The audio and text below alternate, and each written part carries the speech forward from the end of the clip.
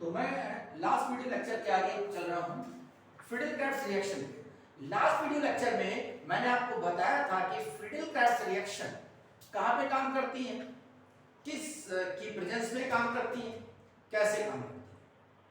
तो Friedel-Crafts reaction में खास बात क्या है? खास बात ये है कि इसका रिएजेंट है AlCl3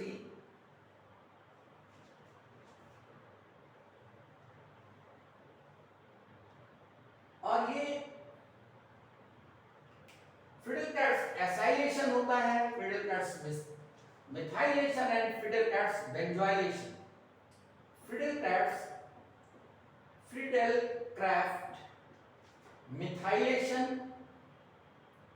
अगर फ्रीडल-क्राफ्ट मिथाइलेशन है तो इस केस में जो रिएजेंट होगा वो AlCl3 CH3Cl, और अगर इसी को कहते हैं एल्काइलेशन तो और RCl या RX। मतलब अगर हमने मिथाइल क्लोराइड लिया बेटा तो हम इसको कहेंगे मिथाइलेशन, और अगर हमने RX ले लिया तो ये एल्काइलेशन हो जाएगा। फ्रीडल-क्राफ्ट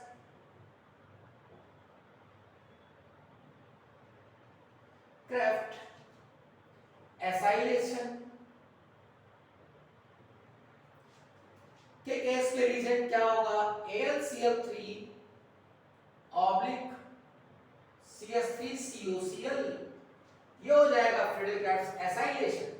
और बात आती है फ्रीडल-क्राफ्ट बेंजोइलेशन की। फ्रीडल-क्राफ्ट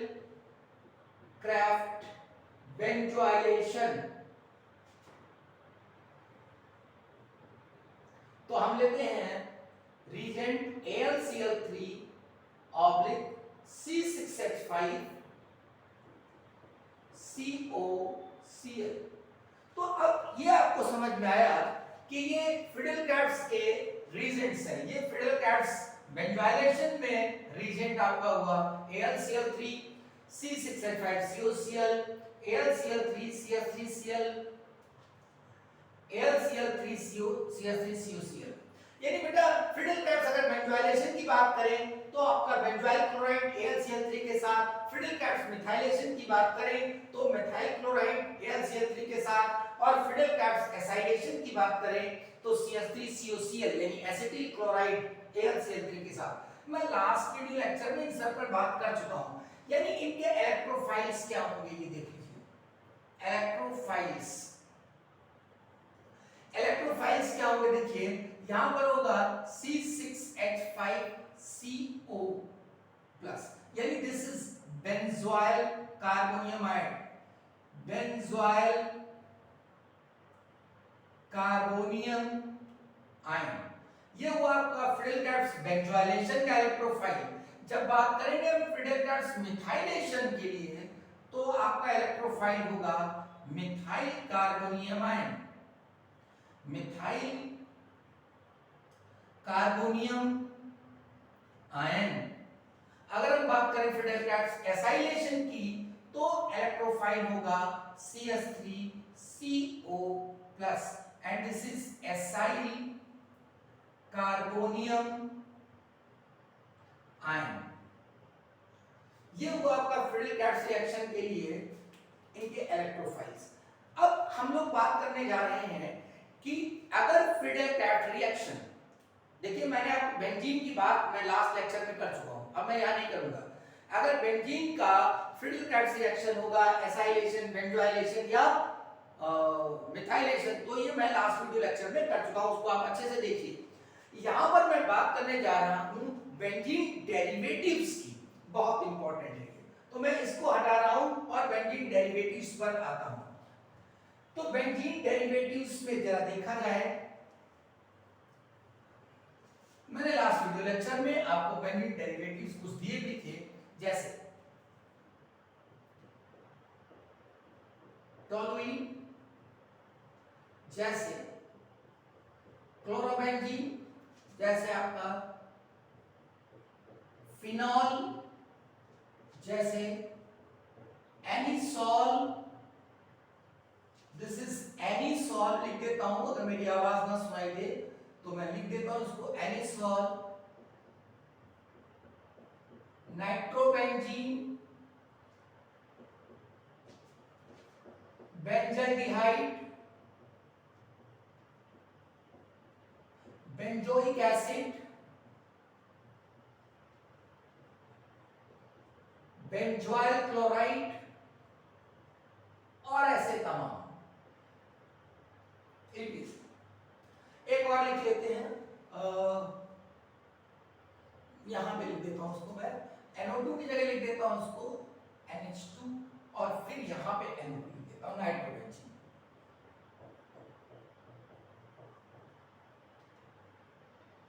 अब ये मैंने बेंजीन डेरिवेटिव्स लिख दिए।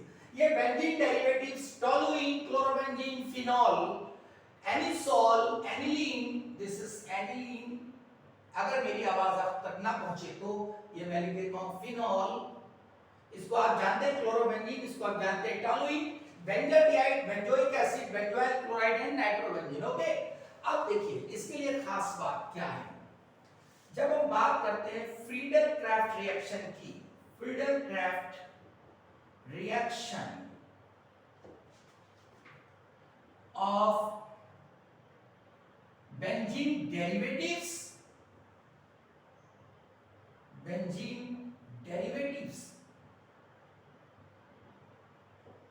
अब ये सब बेंजीन डेरिवेटिव्स है, तमाम सारे होते हैं। बहुत इंपॉर्टेंट बात क्या है, देखिए यहां पर अगर हम टोलुइन की बात करें, हमने लिखा है टोलुइन,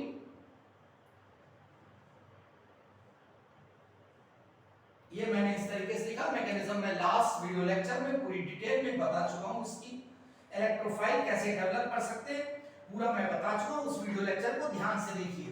अब देखिए यहां पर अगर मैं मिथाइलेशन की बात करूंगा तो ये AlCl3 ऐसा हुआ, अगर एसाइलेशन की बात करूंगा तो ये ऐसा हुआ, और अगर मैं बेंजोइलेशन की बात करूंगा तो C6H5COCl AlCl3 हुआ। अब मैं प्रोडक्ट्स लिखता हूं इसके, देखिए यहां पर क्या होगा, ऑर्थो भी बनेगा पैरा भी बनेगा। टोलुइन कैसा है, ऑर्थो एंड पैरा डायरेक्टिंग, यानी ये तुम्हारा CH3 है यहां पर, तो यहां CH3 होगा और ये CH3 होगा। अब ऐसे ही जब हम आप इसका करेंगे, आपका एसाइलेशन करेंगे तब क्या बनेगा, ये CH3 है ये यहां पर, क्योंकि टोलुइन का कर रहे हैं, यहां पर COCH3 लग जाएगा ऑर्थो पर। यहां पर देखिए दूसरा प्रोडक्ट इसका CH3 और पैरा पर लग जाएगा COCH3। अगर मैं बात करूं बेंजोइलेशन की तो CH3 ऑर्थो पर COC6H5, और मेरा बेटा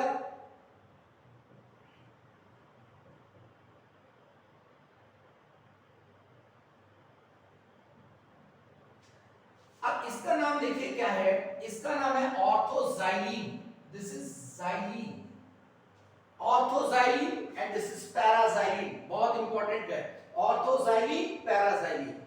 इसका नाम क्या होगा, ऑर्थोमिथाइल एसीटोफिनॉन, इसका नाम है ऑर्थोमिथाइल एसीटोफिनॉन, ऑर्थोमिथाइल, इसका नाम है ऑर्थोमिथाइल एसीटोफिनॉन, फिनॉन ओ ने ketone, this is ketone, orthomethyl acetophenone, para methyl acetophenone, this is ortho methyl benzophenone, ये, and this is para methyl, para पे लगा है मिथाइल, पैरा मिथाइल बेंजोफिनॉन। तो ये आपके प्रोडक्ट हुए, this is orthoxylene and this is paraxylene, and this is orthoxylene. अब ये आपके प्रोडक्ट्स हुए टोलुइन के। अब देखिए अगर मैं बात करूं क्लोरोबेंजीन की तो देखो यहां पर आ जाएगा क्लोरीन, ये क्लोरीन हो गया, ये क्लोरीन हो गया, यहां पर क्लोरीन हो जाएगा, सारी रिएक्शन एक जैसी, ये क्लोरीन, ये क्लोरीन, ये।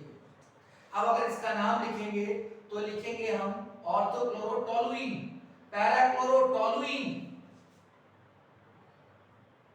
ऑर्थोक्लोरोटोलुइन, parachlorotoluene, and likewise orthochloro acetophenone, parachloro acetophenone,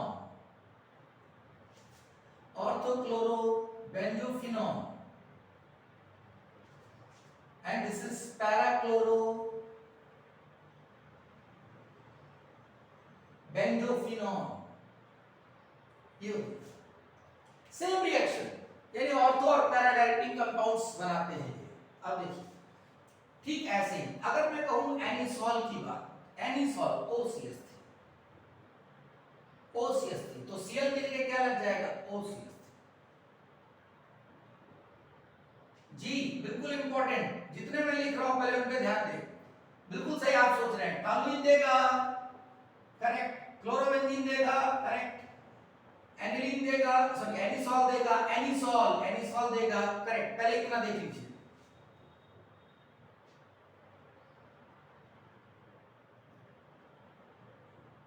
अब देखिए कितना इंपॉर्टेंट हो गया। अब आपके दिमाग में ये बैठ जाना चाहिए मेरा बेटा कि अभी तक जो दिमाग में बैठा, बेंजीन देगा, मैंने लास्ट वीडियो लेक्चर में आपको पूरा डिस्कस किया। उसके बाद टॉलुइन बिल्कुल देगा ये रिएक्शंस, क्लोरोबेंजीन देगा, एनिसॉल देगा, मैंने एनिसॉल का भी लिख दिया है ठीक है। This is ऑर्थोमिथाइल anisole, para-methyl anisole, ऑर्थोमिथॉक्सी, अब यहां पर कहेंगे ऑर्थोमिथॉक्सी एसिटोफिनॉन।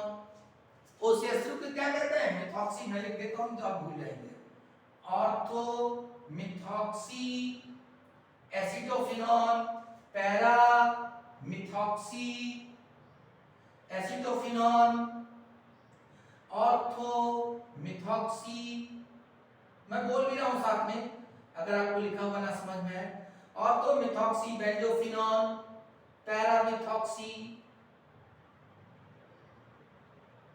बेंजोफिनॉल। तो ये हो गए आपके प्रोडक्ट्स। अब इसके बाद ये अच्छे से दिमाग में रख लीजिए, इनको याद कर लीजिए, ऑप्शन में आपको मिल जाएंगे लिखने के लिए। लेकिन जो और इंपॉर्टेंट सवाल आएंगे वो क्या आते हैं वो देखिए। पहले मैं इसको हटा, देखिए जब हम बात करते हैं ऑर्थो पैरा डायरेक्टिंग ग्रुप की, ortho and para directing groups की, तो इसमें दो चीजें आती हैं, स्ट्रॉन्ग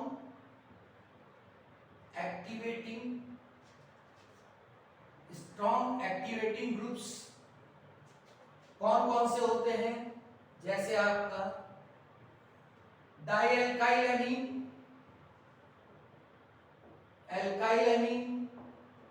एमीन, ये आपके जो है स्ट्रॉन्ग एक्टिवेटिंग ग्रुप्स हैं। ये भी ले सकते हैं आप, OH स्ट्रॉन्ग एक्टिवेटिंग ग्रुप्स और एक्टिवेटिंग ग्रुप्स। एक्टिवेटिंग ग्रुप्स में आता है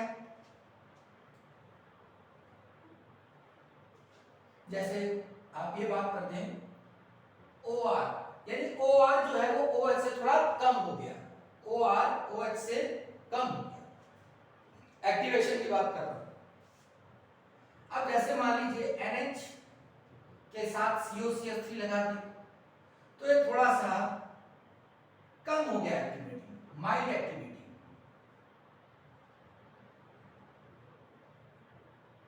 एक्टिविटी, और अगर मैं बात करूं CCl3 की, CF3, CCl3, Cl, तो ये सब कैसे हैं डीएक्टिवेटेड, ठीक है।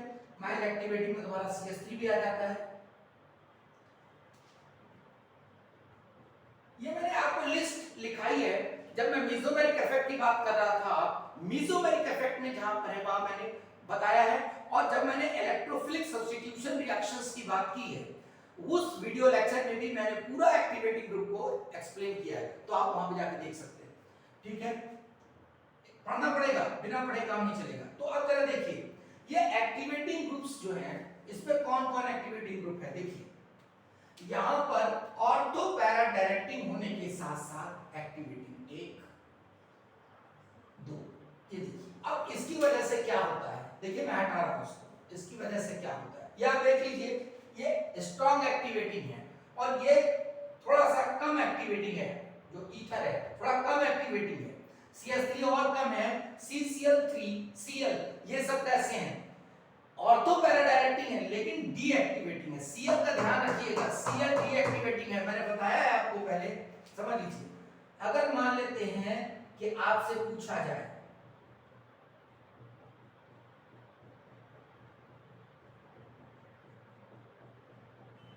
कभी पूछ ले इस तरीके से कि इन चारों का रिएक्टिविटी ऑर्डर बताइए इलेक्ट्रोफाइल के साथ, इलेक्ट्रोफाइल के साथ रिएक्टिविटी ऑर्डर, तो क्या होगा, सबसे ज्यादा रिएक्टिव कौन होगा, सबसे कम रिएक्टिव कौन होगा। देखिए सबसे ज्यादा 1, फिर उसके बाद 2, उसके बाद 3, उसके बाद ये 4, यानी ये सबसे कम रिएक्टिव होगा, ये क्योंकि ये डीएक्टिवेटिंग है, ध्यान रहे इस बात का, ठीक है, हटाता हूं उसको। अब देखिए इस एक्टिवेटिंग होने की वजह से क्या होगा,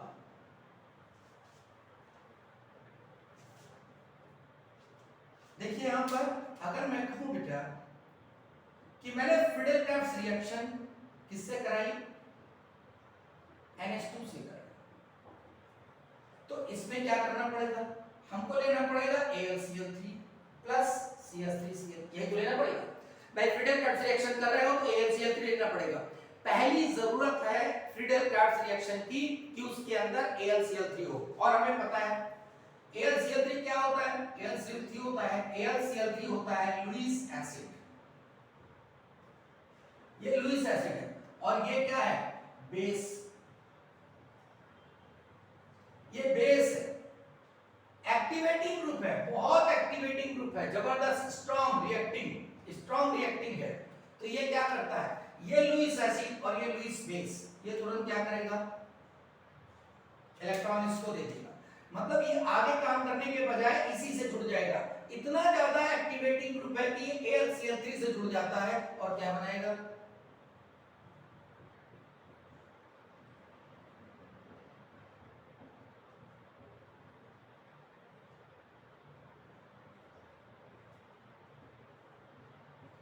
अब देखिए क्या हो गया, ये डीएक्टिवेट कर रहा है, यानी ये इसका सारा काम खत्म हो गया, ये सॉल्ट बन गया, इसकी रिएक्टिविटी बिल्कुल कम हो गई, अगर इलेक्ट्रोफाइल होगा तब भी रिएक्शन नहीं करेगा, यानी ये सॉल्ट बनाने की वजह से it is insoluble in the medium, it is insoluble in the medium, insoluble in reaction medium, ये insoluble हो गया रिएक्शन मीडियम में और इसकी एक्टिविटी भी कम हो गई, डीएक्टिवेट्स, देखो यहां प्लस आ गया, अब ये क्या करेगा, ये डीएक्टिवेट करेगा, इसका मतलब क्या हुआ, दिस विल नॉट रिएक्ट, इसका मतलब ये रिएक्ट नहीं करेगा, ये रिएक्ट नहीं करेगा, ये रिएक्ट नहीं करेगा, ये दोनों क्या करेंगे, इसके साथ सॉल्ट बना लेंगे, ठीक है, और मेटा डायरेक्टिंग रिएक्ट नहीं करते,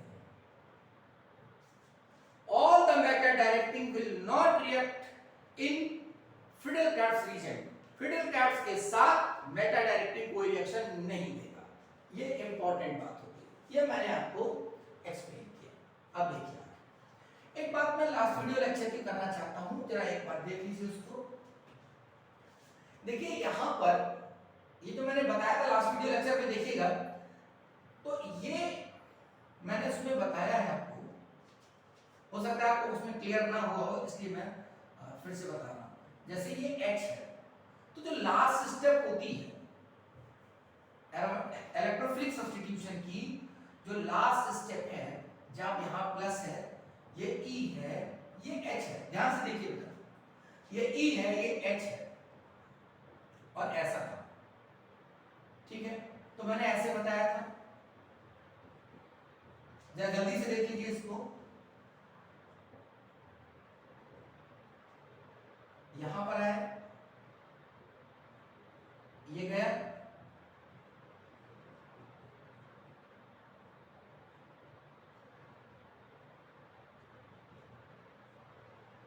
अब बेटा प्लस यहां गया, देखिए ये प्लस था, ये घूम के यहां गया तो प्लस यहां आ गया, मेसोमेरिक इफेक्टिव ये घूम के यहां गया तो प्लस यहां आ गया, ठीक है। अब क्या होगा, अब इसको टूटना है, देखिए ये कार्बन है बेटा, यहाँ पे कार्बन, ये बॉन्ड टूटेगा। अब ये बॉन्ड जितनी आसानी से टूट जाएगा, ये बॉन्ड CH बॉन्ड जितनी आसानी से टूट जाएगा उतना ज्यादा रिएक्शन आसान होगा बेटा, ठीक है। यानी जितनी आसानी से हट जाए, जितनी आसानी से टूट जाए, रिएक्शन उतना तेजी से होगी। यानी इसका मतलब कि यहां से H+ का निकलना और ये रिएक्शन बन गई, ये इलेक्ट्रोफाइल बन गया, है ना। मतलब ये ऐसा कुछ मैंने बताया था आपको, ऐसा। अब देखिए मैं इसमें इसलिए बताना चाहता हूं कि CH, CD एंड Ct, ये हाइड्रोजन के साथ कार्बन का बॉन्ड स्ट्रेंथ, ड्यूटेरियम के साथ कार्बन का बॉन्ड स्ट्रेंथ, ट्राइटियम के साथ कार्बन का बॉन्ड स्ट्रेंथ, ये समझने की बात है, मैंने वो बताया है, लेकिन हो सकता है आपको कोई कंफ्यूजन हुआ हो। तो बॉन्ड स्ट्रेंथ का ऑर्डर ये होता है, this is the order of bond strength. Carbon और ट्राइटियम के बीच का जो बॉन्ड होता है वो उसकी बॉन्ड स्ट्रेंथ ज्यादा होती है, तो बॉन्ड स्ट्रेंथ की वजह से अगर यहां पर T ले लूंगा तो ये मुश्किल से टूटेगा। इसी वजह से जो बेंजीन की जगह, जैसे मान लीजिए अगर मैंने बेंजीन लिया यानी C6H6 लिया, अब मैं ड्यूटेरियम से रिलेटेड बेंजीन ले लूं तो क्या हो जाएगा, CD6 हो जाएगा, C6D6, C6D6। तो अगर इसमें रिएक्शन करना है तो Ct बॉन्ड टूटना चाहिए, इसमें रिएक्शन करना है तो CD बॉन्ड टूटेगा, इसमें CH टूट ही रहा है। तो क्योंकि इसमें Ct बॉन्ड मुश्किल से टूटता है तो रिएक्टिविटी ऑर्डर ये है। हो सकता है आपको वहां पर कुछ कंफ्यूजन हुआ हो, इसलिए मैंने इसको यहां पर एक बार फिर से बता दिया। So reactivity order, so this is the reactivity order with electrophile, electrophile के साथ रिएक्टिविटी ऑर्डर ये होता है।